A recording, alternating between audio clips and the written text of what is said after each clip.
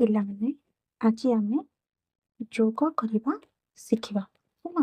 ଯୋଗ କେମିତି କରାଯାଏ ଆମେ ଦେଖିବା। ଯଦି ତୁମେମାନେ ଜାଣିନ ତେବେ ନିହାତି ଭାବରେ କମେଣ୍ଟ କରିବ ହେଲା। ଭିଡ଼ିଓକୁ ଶେଷ ପର୍ଯ୍ୟନ୍ତ ଦେଖିବ। ଆଜି ମୁଁ ତୁମମାନଙ୍କୁ ନିଶ୍ଚିନ୍ତ ଭାବରେ ଯୋଗ କରିବା ଶିଖେଇଦେବି ହେଲା। ଦେଖ 5 3 କେତେ ହେବ ଗଣ। ଏମିତି ପିଲାମାନେ ଏମିତି ବାଡ଼ି ଦିଦି ଗଣିବେ ନା, ନହେଲେ ଏମିତି ହାତରେ ଗଣିବେ। ଦେଖ 5 3 କେତେ ହେଲା ଆମର ହେଲା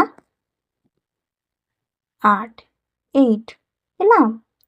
ପୁଣି ହେଲା 4 2 ହେଲା। 4 ଆଉ 2 ମିଶିଲେ କେତେ 4 5 6 ହେଲା।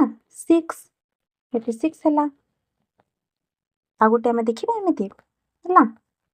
ଆଉ ଗୋଟେ ଦେଖ, ଏଇଟା କହିଲ ତମେ ନିଜେ କହିଲ 9 1 କେତେ 9 1 10 ହେଲା। ଏଠି 10 ହବ। ଏକକ ଘର, ଏମିତି ଏକକ ଘର ସଂଖ୍ୟାଟି ଆମେ ଏକକ ଘର ସଂଖ୍ୟାଟି କେଉଁଠି ଏଇ 0 ହେଲା। 0କୁ ଆମେ ଏମିତି ଲେଖିବା ହେଲା। ପୁଣି ଗଣିବା 8 1 9 8 1 9। ପୁଣି ଏଠି ଗୋଟେ 1 ଏଠି ରହିଲା। ପୁଣି ଏହା ସହିତ ଏହାକୁ ପୁଣି ଯୋଗ କରିବା ଏଇ 1ଟିକୁ ହେଲା। ତ ଏଇ 1ଟି ଏହା ସହ ଯୋଗ ହେଲେ କ'ଣ ହବ 8 1 9 1 10 ହେଲା। 10 ଆମେ ଟିକେ ହାର୍ଡ ପ୍ରୋବ୍ଲେମ ଦେଖିବା ଏବେ ହେଲା। ये देखो 8 1 9 1 10 ଏଇଟା 8 ଏଇଟା 1 9 1 10 ଏମିତି 10 ଲେଖିଲେ ହେଲା। ଏଇ ଏକକ ଘର ସଂଖ୍ୟା 0କୁ ଆଣିଲେ ଏଠି ଲେଖିଲେ 1 ବଳିଲା। ଏଇ 1ଟି କାହା ସହ ଯୋଗ ହବ ଏହା ସହ ଯୋଗ ହବ ହେଲା। 6 1 7 1 8 ହେଲା।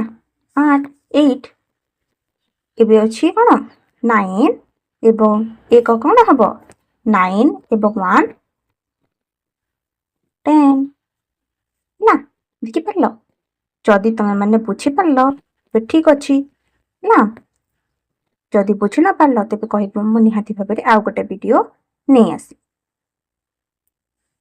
ହଉ, ବର୍ତ୍ତମାନ ମୁଁ କହିବାକୁ ଚାହୁଁଛି ଯେ ଆମର ଯେଉଁ ଭିଡ଼ିଓ ରହିବ ହେଲା, ଆମର ଯେଉଁ ଏଥର ଭିଡ଼ିଓ ଆସିବ ସବୁ ସମୟରେ ଆମର 5 PM କୁ ଭିଡ଼ିଓ ଅପଲୋଡ଼ ହବ ହେଲା। ସମସ୍ତ କ୍ଲାସ୍ ହବ। ମୁଁ ତାର ରୁଟିନ୍ ମଧ୍ୟ ପଠାଇଦେବି ଆପଣମାନଙ୍କୁ ହେଲା। ତୁମେମାନେ ନିଶ୍ଚିନ୍ତ ଭାବେ ଦେଖିବ 5 PM। ଠିକ୍ ଅଛି।